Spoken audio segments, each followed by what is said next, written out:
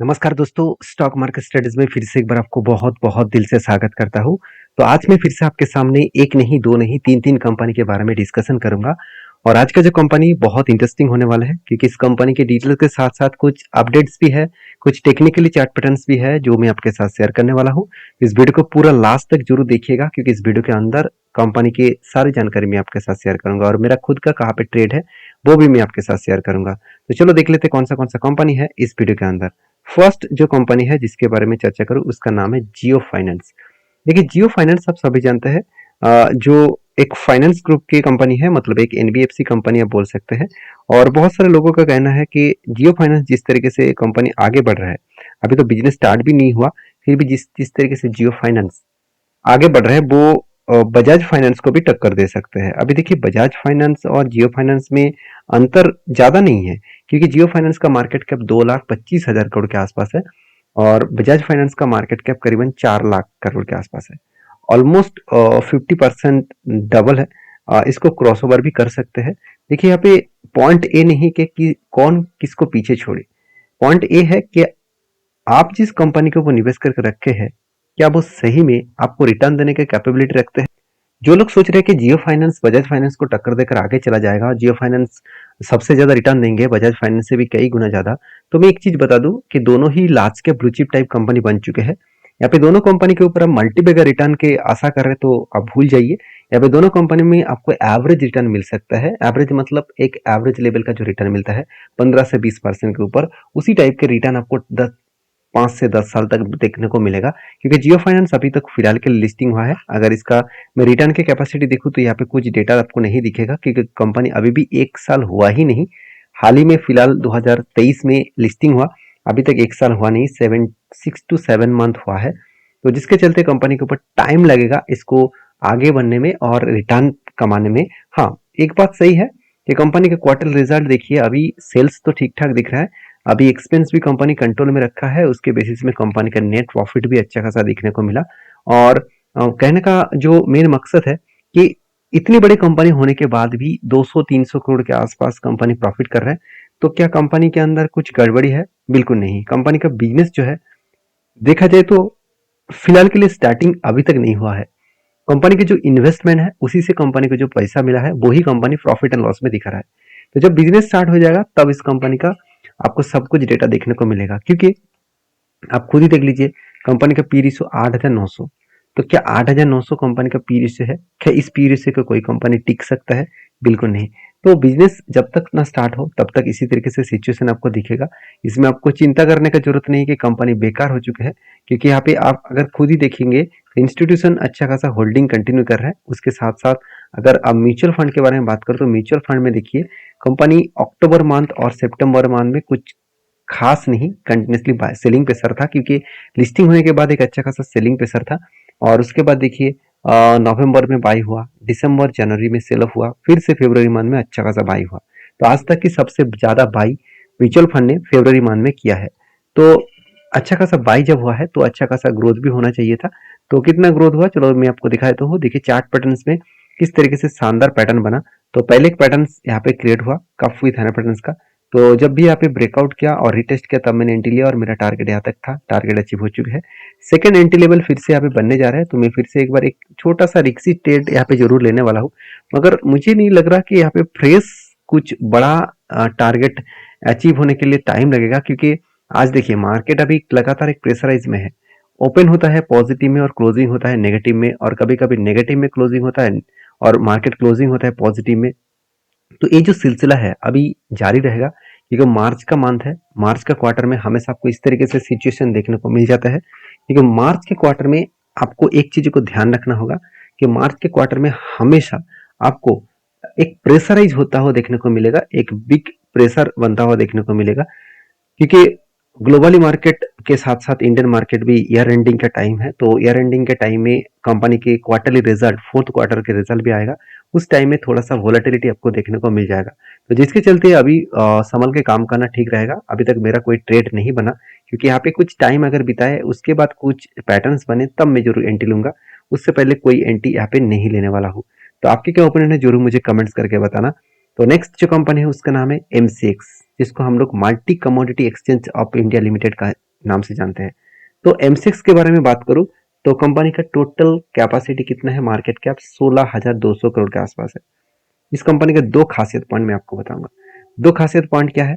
पहली बात, कंपनी के ऊपर आप पी रेशियो देखेंगे तो आप चौंक जाओगे कि 23,600 का पी रेशियो है। सर इतना पी रेशियो कहाँ से है?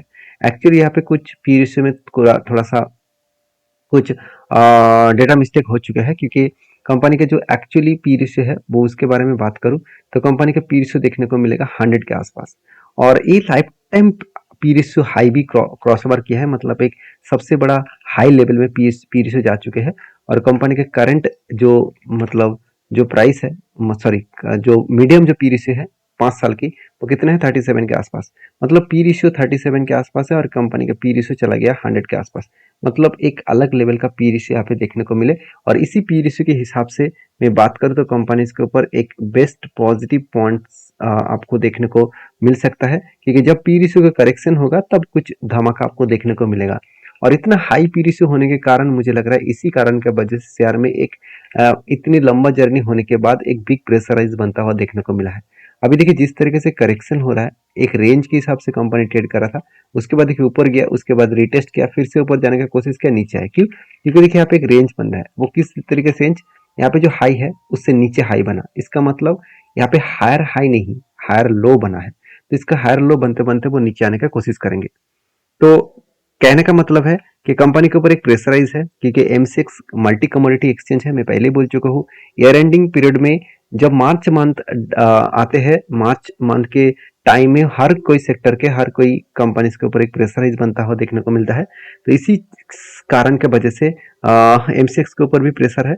और जब अप्रैल मंथ स्टार्ट होंगे तब से रिकवरी होना स्टार्ट होने का चांसेस ज़्यादा है, क्योंकि मैं प्रीवियस ईयर का डेटा अगर दिखा दूं तो मार्च मंथ में क्या हुआ था वो भी देख लीजिए। देखिए 2023 में मार्च मंथ में क्या हुआ था, यहाँ पे भी देखिए एक मार्च मंथ में फरवरी के बाद ही करेक्शन होना स्टार्ट हो गया था। उसके बाद देखिए मार्च मंथ के बाद अप्रैल मंथ से धीरे धीरे करके रिकवरी होना शुरू हो चुकी है। तो हर टाइम में आपको इसी तरीके से दिखेगा, क्योंकि पहले भी देखिए 2022 में भी फरवरी जनवरी मंथ से ही मार्च मंथ तक गिरावट का माहौल था। उसके बाद अप्रैल से फिर से रिकवरी होना स्टार्ट हो चुके हैं। देखिए हिस्ट्री आपको हमेशा पता होना चाहिए। अगर हिस्ट्री पता है तो आपको डर नहीं लगेगा। अगर हिस्ट्री पता नहीं है, आप किसी भी टाइम में बाई कर रहे हैं, तो वो आपको बहुत बुरी तरीके से एक नेगेटिव रिएक्शन जरूर देगा। तो बाकी एमसीएक्स के ऊपर मैं तो बुलिश हूँ, आपके क्या राय है जरूर कमेंट्स करना।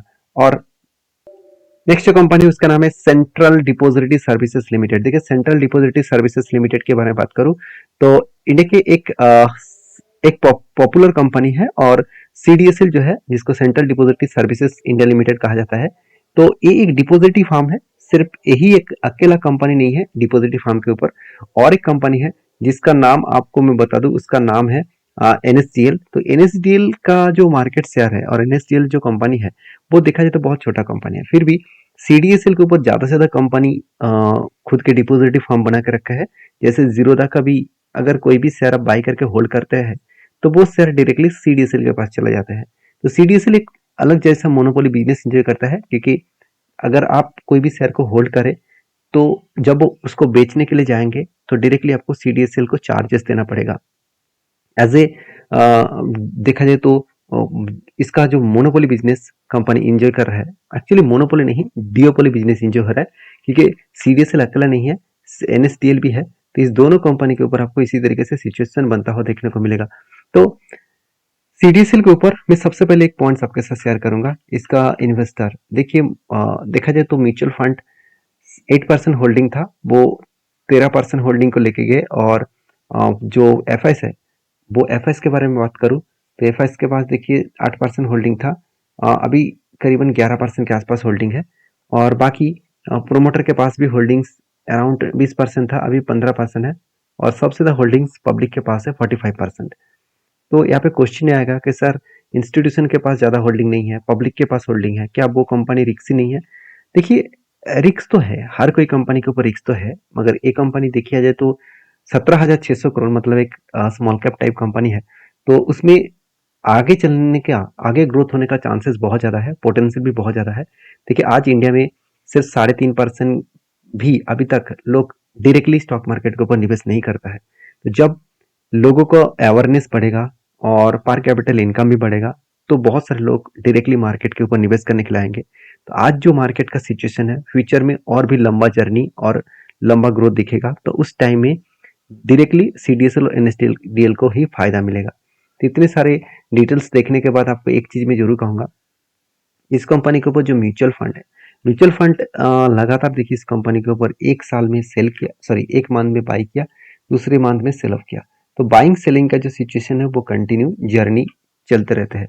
और इसका जो टेक्निकली चार्ट पैटर्न बना है सीडीएसएल का, तो आप देखेंगे तो यहाँ पे एक पैटर्न बना था जो एक शोल्डर कम हेड कम शोल्डर बना था, और फाइनली ब्रेकआउट हुआ, और ब्रेकआउट होने के बाद वो धीरे धीरे करके टारगेट को अचीव किए।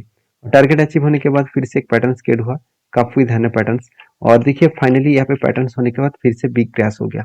और मैंने आपको ये भी बताया कि जिस तरीके से पैटर्न क्रिएट हुआ, पैटर्न जब तक कंप्लीट ना हो तब तक मैं ट्रेड नहीं लूंगा। तो यहाँ पे पैटर्न कंप्लीट नहीं हुआ और नीचे आ गया, तो जिस तरीके से करेक्शन हुआ, और मुझे लग रहा है कि यहाँ पे जिस तरीके से सेल ऑफ देखने को मिला, तो नीचे और भी गिरने का चांसेस है, और यहाँ से और भी करेक्शन हुआ तो 1428 लेवल तक आने का चांसेस है। तो इस लेवल तक आने का चांसेस है, बाकी यहाँ तक आएगा तो फाइनली उसके ऊपर क्या डिसीजन होगा तो मैं जरूर आपके साथ शेयर करूंगा। तो वीडियो अच्छा लगे तो प्लीज एक लाइक जरूर कर देना, और इसी तरीके से वीडियो पाने के लिए चैनल को सब्सक्राइब करना। मिलते हैं नेक्स्ट वीडियो में, तब तक के लिए धन्यवाद।